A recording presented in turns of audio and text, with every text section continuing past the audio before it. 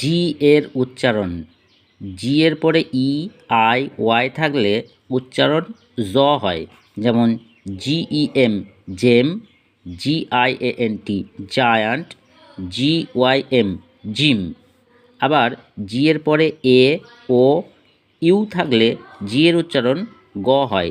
যেমন জিএএমই গেম, জিও গো, জিইউএন গান। আরও জানতে সাবস্ক্রাইব করুন টুকটাক ইংলিশ। জি এর উচ্চারণ।